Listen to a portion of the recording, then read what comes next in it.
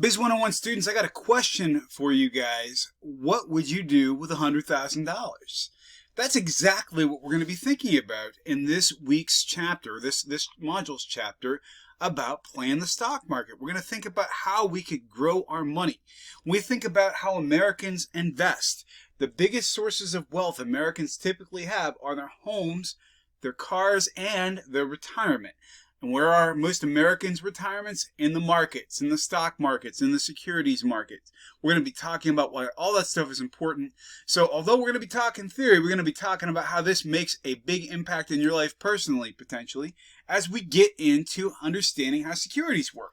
Anytime we're talking about stocks or bonds, what we're really talking about are securities. If you're putting money in the markets and you're hoping that your assets appreciate, or if you're lending somebody money in the form of a bond and hoping to make money on interest, you are playing with securities. And again, most of us don't have traditional pension plans now. We have plans that are invested in the markets. If you've ever heard people in your family talk about their 401ks, this kind of stuff is exactly what they're talking about. So this is important stuff, guys. Let's jump right in. This chapter, and for a substantial point of the class, we're going to be playing what I refer to as the stock game. You're going to take $100,000 in money that does not exist. Let's be clear about this. I'm not giving you $100,000, but we're supposing that your rich Uncle Tonkin gave you $100,000 and you're investing in the markets. And we're going to do this over a period of weeks. And I'll be explaining more about that to you all individually as well as we get into this chapter. So the stock game is going to give you a chance to really explore the markets for yourself. So what are our outcomes for this chapter? What we wanted to explore is how people who work in the field of finance affect how companies work. How do they determine if a company is going public, or if we're issuing a bond, for example? What are the difference between short and long-term expenditures? Again, we're talking about things that cross a little into accounting here. We're also going to be talking about how companies can get money to expand. We're going to be talking about the advantages and disadvantages and the differences between debt and equity. Just remember this. If you give somebody money, they have to pay it back with interest. That's the whole nature of a bond. If you buy a bond, you're buying somebody else's debt. Equity means you're giving somebody a share in your company. So when somebody issues a bond, people are lending them money that has to be repaid with interest. Equity means you own a share of the company in the form of a share of stock. So we're going to talk about what the pros and cons are for each of these kinds of financing and ways of expanding companies. We're also going to talk about what some of the risks are if you are letting other people own a part of your company. What are you giving up? We're also going to talk about how the securities market in general helps people and companies make money and grow wealth.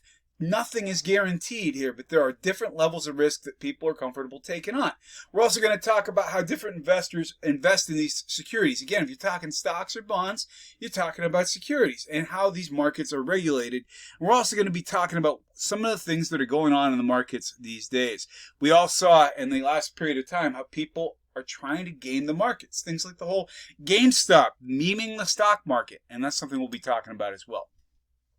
So although this gets into accounting, and we're going to be covering that in a later chapter, this diagram are all ways that cash or capital moves through a company. You have to invest in a company. You might borrow money to grow your company. You might sell things like fixed assets, buildings. You might collect accounts receivable. People bought stuff from you and they didn't pay for it yet.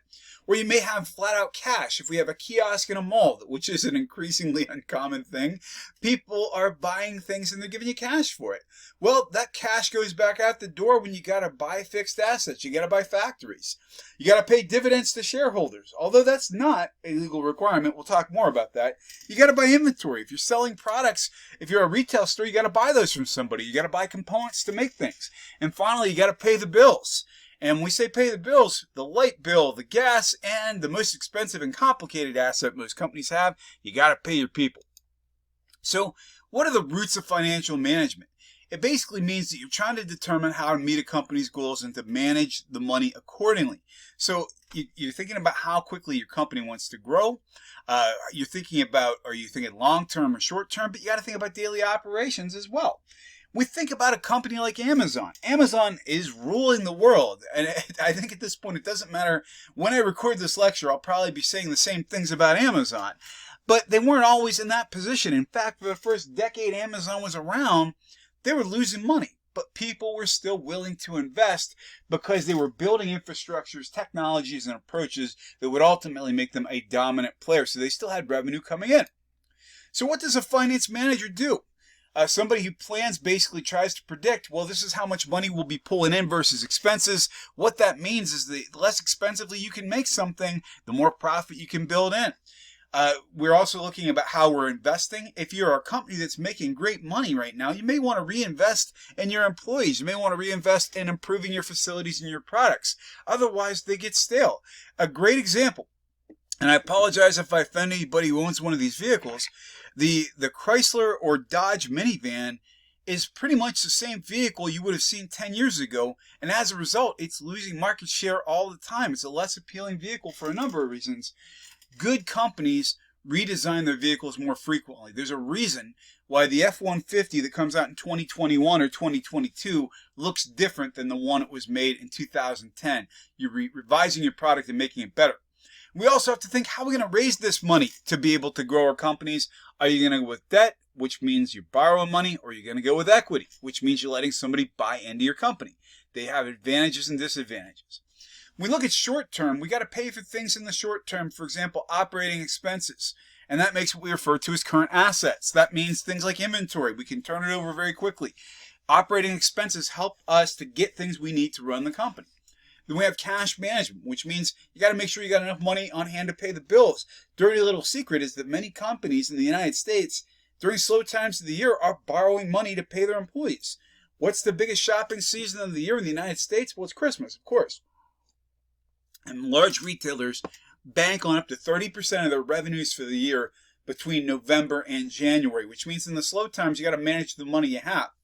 Then we got accounts receivable, and that means you made sales, but nobody's paid you yet. So you got to collect. You got to get the money that is owed you. And again, your inventory, if you've got inventory that's sitting there unsold, it's costing you money because you put money into it to make it or to purchase it, and you got to sell it to make money. So again, you got to buy inventory to make money, but you also got to move it quickly. If we look longer term, we're looking at what we refer to as permanent assets. And these can be permanent or fixed assets. We're talking about capital expenditures here. And that means things we have to budget for more than a year. Generally speaking, we don't just put up a building 2 months from now. We think about this far in the future because that asset is going to be valuable for a long time, or conversely, could cost us a lot of money in the long term. So again, that's how a company and a financial manager has to think about these things. So, other kinds of short-term financing. You can get what we refer to as unsecured loans. All an unsecured loan means is you did not have to have collateral. Somebody thinks you got good credit, so they're going to be able to lend you the money, hopefully at a reasonable interest rate if you've got good credit. Then you've got accounts payable, which means you're buying stuff from other people on credit. And that means, for example, if we make t-shirts, we're buying cotton, or we're buying ink for our screen printers on credit. Then we may also have a line of credit at a local bank, which means we can occasionally get a loan. Again, it's the same thing as an unsecured loan, more or less, except we do it on a regular basis. Again, some companies have to make payroll, and that's how they do it.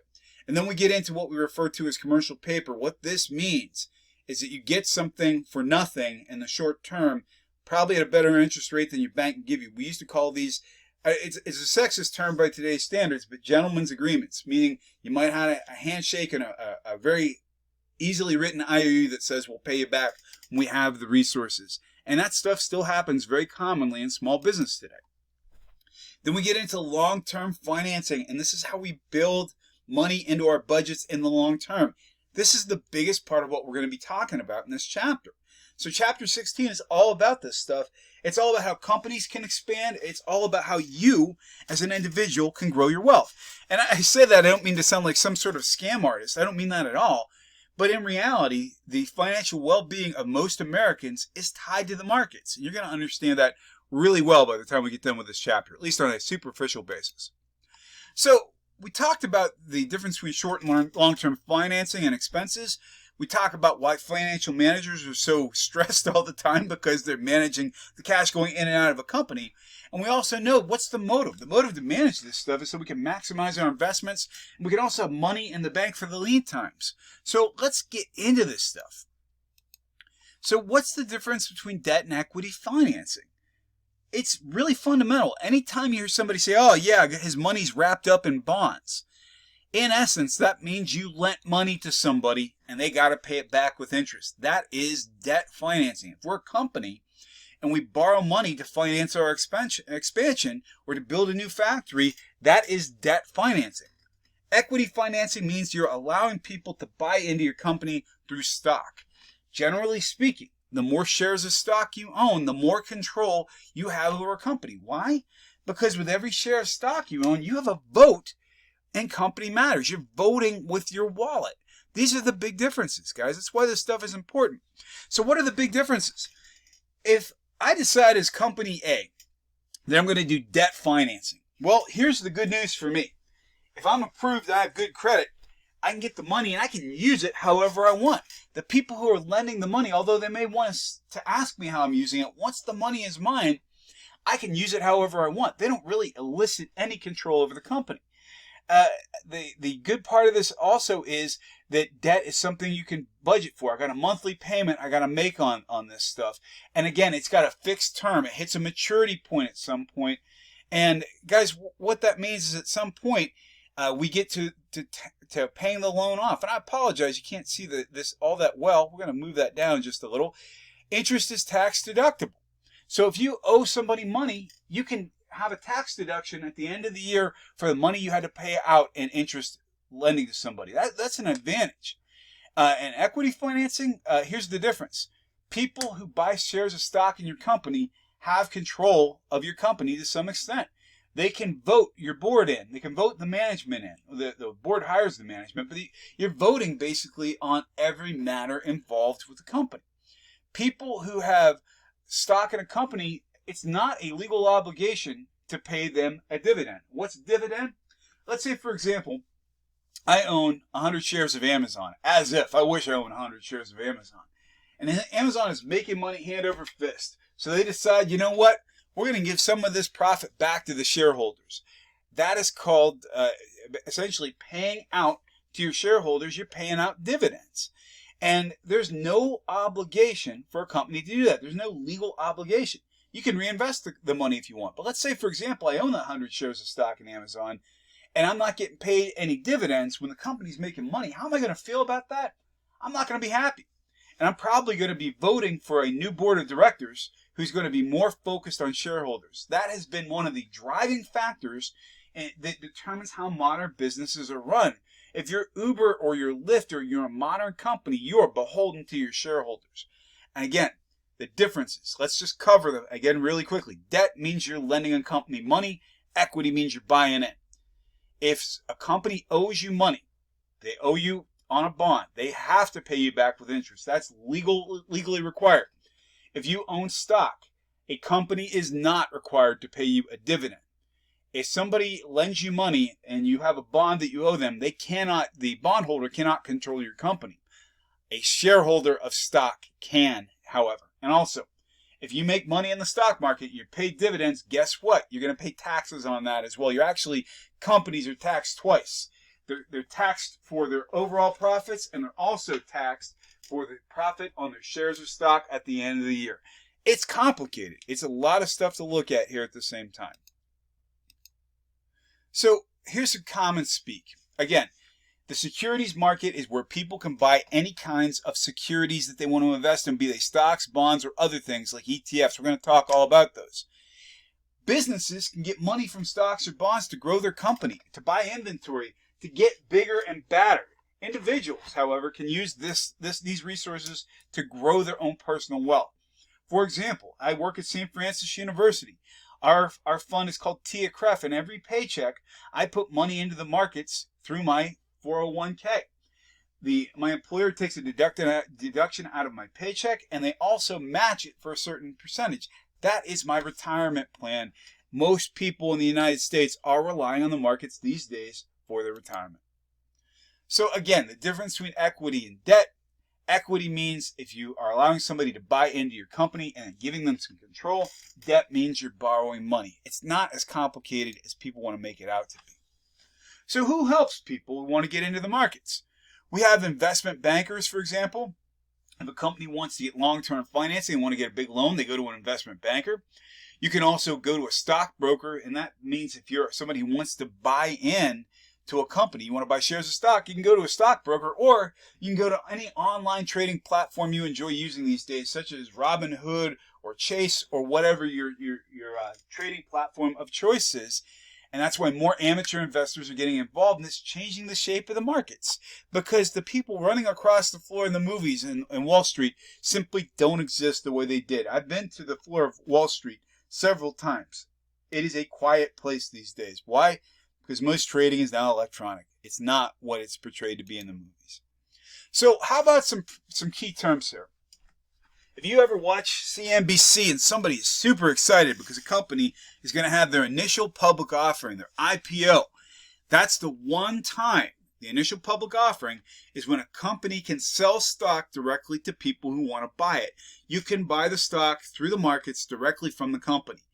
After that initial public offering, when all the stock gets gobbled up, you have to buy through a secondary market. And that means you're going through a broker or an exchange. So, for example, the exchanges we talk about, the New York Stock Exchange, for example, or the European Stock Exchange. New York Stock Exchange is the biggest one, but we also get into things like the NASDAQ. And so you can buy stocks from a secondary market. Now let's talk about stock splits. We've all heard this in the news. What the heck is a stock split? It means, for example, if we have, let's say, and this is oversimplification, we have 100 shares of Amazon floating around. That's all the shares they issued. They're really, really expensive. Why would a company want to split the stock? Well, there could be lots of reasons. If a stock is too expensive, it's gained too much value, it could slow down its momentum and people aren't trading it anymore. So a company like Amazon could say, we're going to split the stock. So instead of 100 total shares, now we've got 200. That will lower the price, at least in theory, and people might be more likely to trade the stock, or at least get interest in that stock going. Those are the primary reasons. You can't force a company to do it, but companies generally voluntarily do it. Now here's the other interesting part. Let's say, for example, you in the class own 50 shares of Amazon and I own 60. Oh, our stock split. Now you have 100 shares, I've got 120. It does not change the percentage of ownership if you already own stock. It does make it easier potentially for people to get in. So again, companies split stocks for a variety of reasons. So again, to make a difference between the primary and secondary market, if you're in the primary market and you're Subaru, when you sell a car to someone, Subaru, you're making the money. If it's a used Subaru, like a stock that's already been issued, the dealer makes the money. So that's the difference in how these things line up. So in terms of broker and dealer markets, guys, I don't spend a lot of time on this simply because most people are not really dealing with it at this level. You're probably dealing through, for example, a mutual fund or with your 401k. Most people are not doing volume trading and worried about whether they're going through a broker or a dealer market. The broker markets we think of as kind of older markets. And that means we got national and regional exchanges. And those literally were places where people would go and deal with brokers, people who were on the floor of the stock exchange selling stocks. They still exist. They're still there. The biggest one is still the New York Stock Exchange. Then we get dealer markets like the NASDAQ and what we refer to as over-the-counter. NASDAQ, this is really interesting. NASDAQ was the first electronic stock market. And they basically, back in the 80s, got into the idea of people being able to trade using computers. And that's why we're getting into algorithm trading and all that stuff these days. But the NASDAQ was the first electronic stock market. And they think it's a little confusing. The NASDAQ itself is a publicly traded company. So you can buy shares of one of the companies that actually facilitates online trading. Over-the-counter markets means, for example, these are stocks that are not listed on an exchange. If you've ever seen the movie The Wolf of Wall Street, those are all over-the-counter stocks. Those are stocks that are not listed on an exchange. You have to research and find out about them yourself. All this stuff is a very, very big oversimplification than you would get in a basic finance course, but it at least lets you know how the market lives and breathes. So what about equity? Let's say, for example, you're buying stock and you have the option of buying either common or preferred stock. Oh, preferred stock, that sounds exclusive. Give me some of that. Well, what am I giving up to get preferred stock? If you buy preferred stock, you're giving up voting rights to get your dividends first. Your dividends. When a company makes profit and pays it out to the shareholders, if you have common stock, it's prioritized for you. If you want to have voting rights in a company, you do not want preferred stock. You want common stock. For every share of common stock you have, you get a vote. So let's make sure that you understand that. If your goal is to control a company, you want common stock. If your goal is to make money off dividends, you want preferred stock. Hope that makes sense. So let's talk about what a dividend is.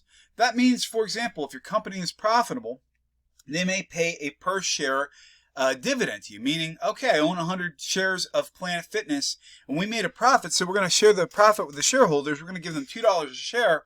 Well, I just made $200 just for owning shares of stock. The only problem there is I also have to pay taxes on it too. So sometimes you have to own a lot of stock to make it worth your while. Retained earnings means, okay, we made money, but we're going to put it back in the company. We're going to reinvest. For example, there are well-run companies that have cents on the dollar in terms of how much profit they actually pay out because they reinvest in their companies so much. And then we have what's referred to as venture capital. If you ever watched the show Shark Tank, when somebody's willing to invest in your company, what do they want in exchange? They want a share of your company. They want part of the profits. They want to be able to have some controlling interest in your company. So venture capital comes with strings attached. By the way, angel investors are similar to venture capital. If you've ever heard the term angel investors, they're people who will lend you money typically at no or low interest, and you pay them back and they don't elicit control of your company. They may invest because they like your company. I think it's a way that we think about crowdfunding these days as a method of venture capital as well, but a more angel type of venture capital. So let's talk about what kinds of stocks are out there. If you got stocks that are quote unquote hot, they're things you think you're going to make money on very quickly. Things like tech and medicine. Oh my goodness, the last couple of years with the whole COVID-19 phenomena. Of course, people who were banking on a vaccine for COVID were investing in companies. Some of these companies came through, some did not. They can be very risky investments. So yes, you can make a lot of money, but you also have to be able to know when to get out. Then we get income stocks, and these are stocks that almost always make money. The best example I can think of are utilities. For example, no matter what, even when people are not doing well financially, they still need electricity, they still need to heat their homes, and generally speaking, most people, although we quote unquote have competition, most people live with companies that are ultimately monopolies for utilities, and that makes utilities almost always profitable. And they're not always, but they're a pretty solid investment. Then we get to penny stocks. Again, over-the-counter traded risky investments. These things might be complete dogs, or they might win big. People typically will buy them for like less than $1. And so you can buy 1,000 shares for $1,000, but you might lose everything. A penny stock is a risky investment. And then we got blue chips. If we're talking about the big titans of industry, I would even say General Motors is bordering on being a blue chip stock these days because they've been consistently profitable. Lockheed Martin, although in the last couple of years, Boeing has not been great with some of the problems they're having. Big established companies that almost always pay dividends. Those are blue chip. It's a poker term. Again, to recap, if you want to raise money with stock, you can raise capital very quickly. You can increase your cred. People think, oh, it's a big deal. You had an IPO. It does not really change the formal control of the company because you still have a board of directors and corporations exist independent of their shareholders, and you don't have to pay dividends. Hallelujah. Here are the problems. People who own common stock can vote. The shareholders aren't happy, ain't nobody happy. And if the shareholders aren't happy, they can oust the board. And again, with stocks, you get a capital gains tax. All that means is you get taxed on the money you made in terms of dividends. And companies' income is taxed twice between profit and income that was made in the stock market. We're going to get into some concepts here that are key to the market. And what we talk about is called the rate of return. And the rate of return is how profitable your investments in the market are. Let's do an example. And this is something you're going to be doing in the stock game as well. Let's say that rich Uncle Tonkin gave you $100,000 and you said, you know, I like things with motors. We're going to invest in Harley Davidson and we're going to invest in Ford. So we decided we really like motorcycles. So we're going to invest 60% of our total amount into Harley Davidson, which, by the way, I don't think I probably would. The company's not been doing great on the markets, but we're making that decision. We're risk takers. And we got Ford. They came out with that new Bronco and we like it too, that new SUV.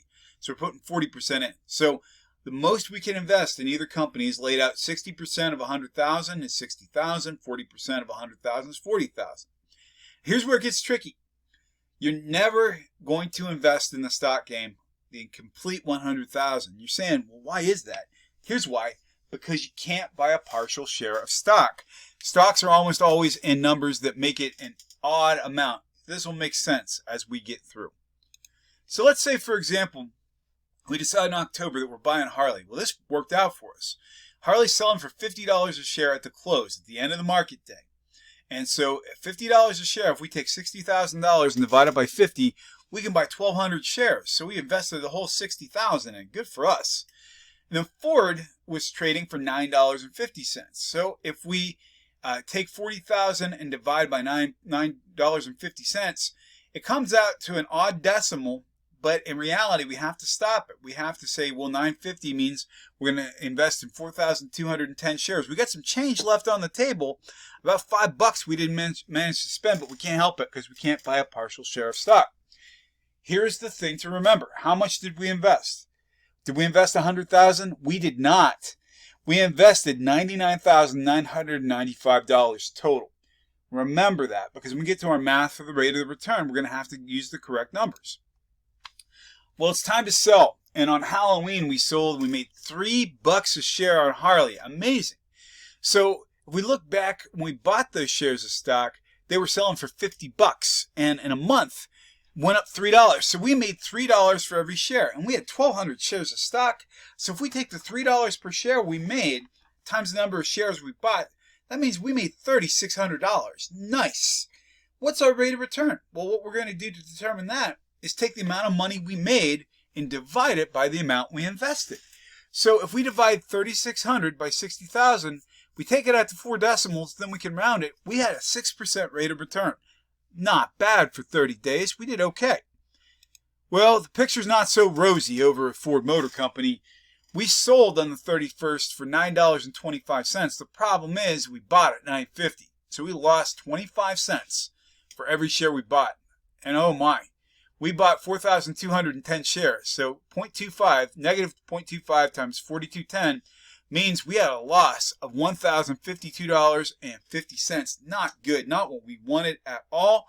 So how do we determine the rate of return for our stocks with Ford? Well, we look at how much we made or lost, which in this case we lost $1,052.50, and we divide it by 39,995. We did not invest the entire 40,000 we had allotted. We divided what we could actually purchase. What does that get us? Again, going to 4 decimals before rounding, a 2.6% loss. Boo. Nobody likes losing money. I'm cheap. I like keeping my money. So how do we determine how our whole portfolio did? Well, we're going to take the amount of money we gained or lost with both stocks, and we're going to divide it by the amount we invested. So if we had 3,600 that we made on Harley and we lost $1,052 on Ford, we still made money. We made $2,547.50. We're going to divide that now by what we invested, which is not $100,000, but $99,995. And that gets us, again, taking this out, I even took it a few decimals higher here, a 2.55% rate of return. Not fantastic, but positive. If you did not lose money, if you broke even or made money, you are in the black. If you lost money, you're in the red. Pretty interesting that those are St. Francis's colors too. And the Franciscan Friars have a vow of poverty, and we're a non-profit, so it makes sense that our black and red are balanced. We're right in the middle, breaking even. I love how that works out. Okay. So guys, we talked about how stocks work. Let's talk a little bit more about bonds. And this is a review. We covered this earlier, but I want to make sure this makes sense. If you're a company and you issue a bond, that means you got to pay that money back at some time. You get money from people that you got to pay back with interest. The amount of interest that you have to pay back means that, for example, if you got a 5% interest rate, you're going to have to take what you borrowed times 5%, and that's how much you actually owe. Secured means you had to put something up, you had to put collateral up. Unsecured means you didn't put collateral up. A callable bond means you can pay it off early. and you can save some of that interest. A convertible bond means that you can have the option. Let's say, for example, I'm Tonkin's Chicken Shack, Kent Tonkin Chicken Shack, and I am a publicly traded company, but I borrowed money. I issued a bond. Well, I want to pay it off early. I can offer my bondholder, how about some shares of my stock instead of me paying off the loan, and that's convertible debt. So callable means early. Convertible means you can trade it for stocks. So again, we've got all kinds of types of bonds here, guys. Municipal bonds, that's how our towns raise money. You can actually lend money to your municipality. You can also buy treasury securities. For example, that's how we lend money to our own government. So we got bills, for example, that come mature less than a year. Treasury notes go 1 to 10 years. Then we got treasury bonds, like savings bonds, that mature in 10 to 30 years. Why would you pay a higher interest rate on those? Because you are getting money from people that you don't have to pay out for 30 years. You're kicking the debt down the road. By the way, anytime you hear about, wow, China is our greatest debt holder, Japan is our greatest debt holder, the UK, the companies that lend us money, they are buying bonds and bills. That's how we balance the budget and it's not even a balanced budget. It's how we stay functional because we borrow money from everybody these days. Again, these are all points. And your text does a nice job of explaining these as well. Again, to review the pros and cons. If you're a bond issuer, if you're the company who's borrowing money, you still can't be controlled by your bondholders. Your bondholders can't tell you how to run the company. You can expand, you can spend the money however you want, you can pay them back early if they're callable, you can convert them to stock if they're convertible, and you can tax deduct the interest. Here's the problem, though. You are required legally to pay interest.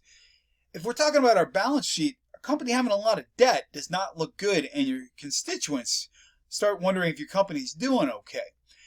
If your company is less stable, if your credit's no good, you're going to pay a higher interest rate, and the payment has to come out somewhere. So this can be a big problem as well. So which one you prefer is up to you.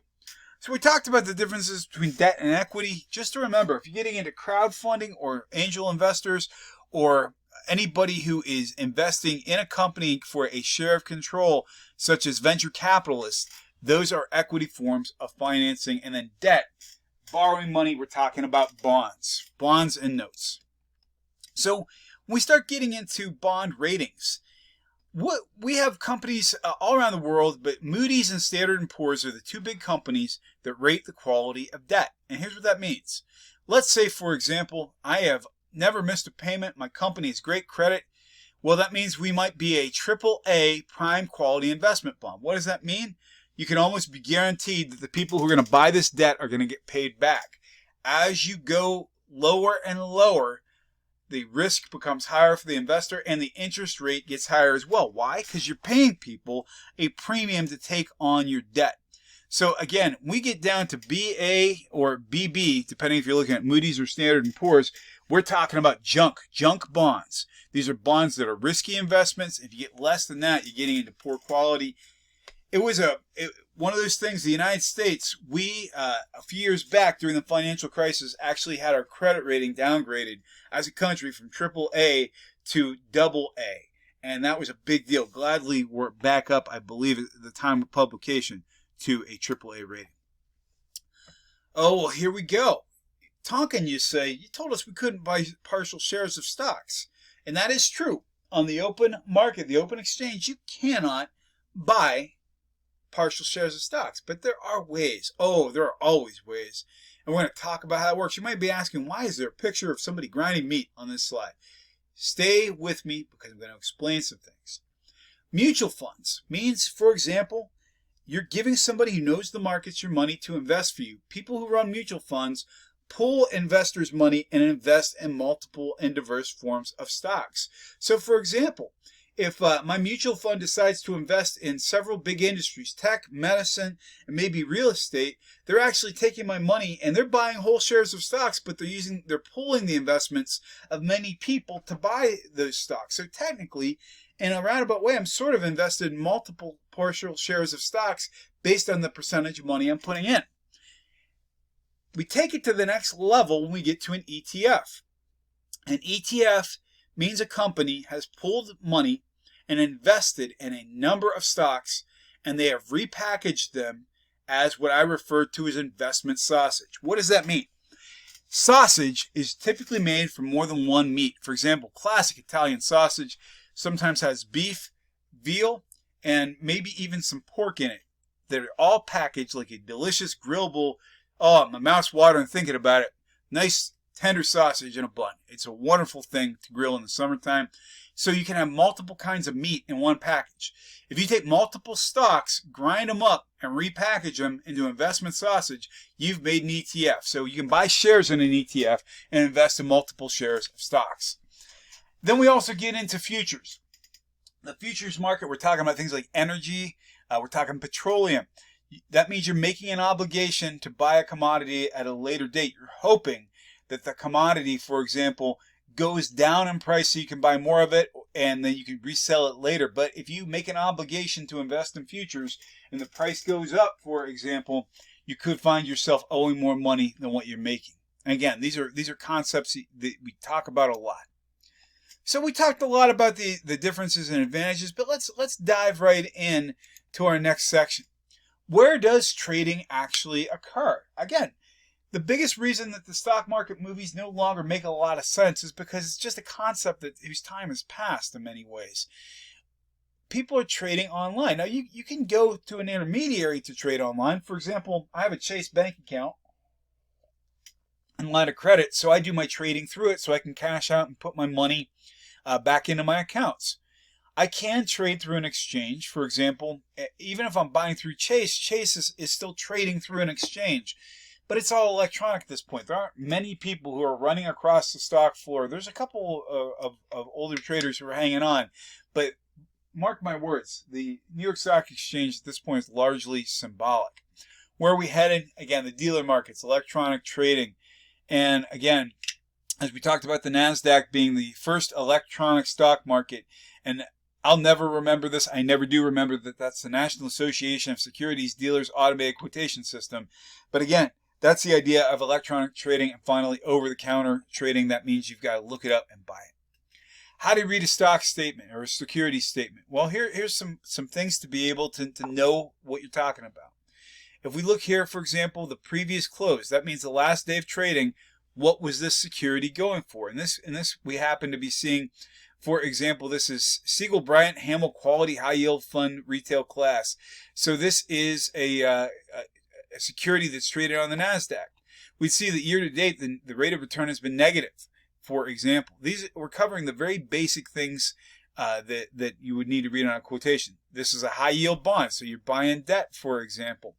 Morningstar, who's another ratings company, gives it 5 stars, which means, for example, you're likely to get your money back out of the investment at some point. And yield means what are you expected to get in a year. Your 5-year return average, this stock may not have been around for 5 years.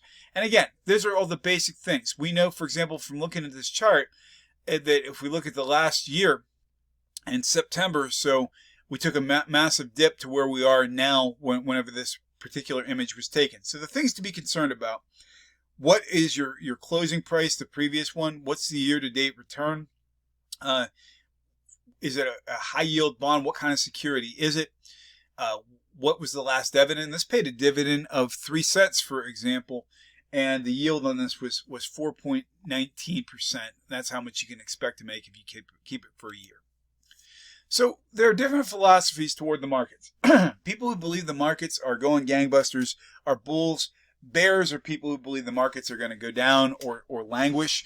And so that's a philosophy, but it's also a description. For example, for the majority of the time since the financial crisis of 2008, since 2009, we've been predominantly a bull market, meaning prices have been going up. Now, there have been times when things did not. There have been times where we've had interruptions in the market, most recently COVID-19, but the markets in and of themselves are pretty healthy and doing well, trading at a high volume. But somebody who doesn't believe in the future of the market would be a bear. They hunker down with more secure securities.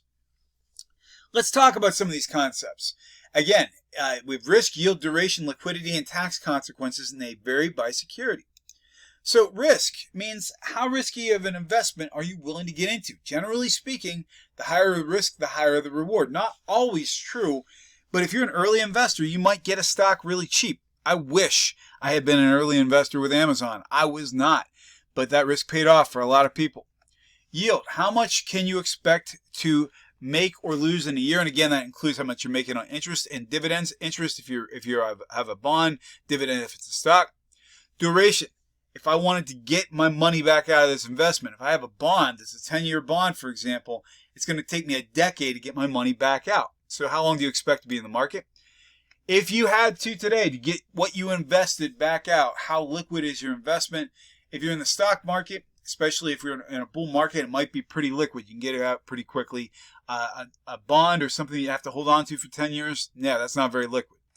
Tax consequences. For example, if you're getting dividends from your stocks or you're selling your stocks, it's taxable income. So how much are you going to pay? That's part of your tax consequences. Now, let's get into regulation, guys. We had the big crash of 1929, in October 1929, the stock market crash, which of course started the Great Depression. After that, we had the Securities Act of 33 and 34, and that meant, for example, we could not have insider trading. What's insider trading? That means people inside of a company know good or bad things that are going to happen, and either they get their own investments out or they tell their friends where to invest. It's not fair to everybody else, and that was banned by the Securities Acts of 1933 and 34. And then we get into the Sarbanes-Oxley Act of 2002. In the late 90s, about 95 to 2000, we had what was called the dot-com boom. Everybody who was going online, if you could put up a website, somebody would invest in you. And what happened was, in 2000, the bubble burst because the ideas of what was going to happen never came to pass for most companies, and the investors lost their interest. Well, this company called Enron at the time, maybe you've heard of them, also screwed a bunch of their employees by having the executives sell out their interest in the company without telling people how bad it was really getting, and a lot of people lost so much money in that point in time. And then we go to the 2010 Dodd-Frank Act. What was that? It meant that we had to have more reporting and protection for people who were willing to say what was happening. Why? Because we had the financial crisis of 2008 when the housing market collapsed, and people who were trying to sound the alarm, instead of being protected, they were fired, and we could have headed off a big disaster. So that's some of the regulation we're talking about. Guys, that in a nutshell, pardon the cliche, is how the securities markets in the United States work, at least from a 30,000-foot, very high-level view. Thank you so much for your time and attention. I look forward to interacting with every one of you.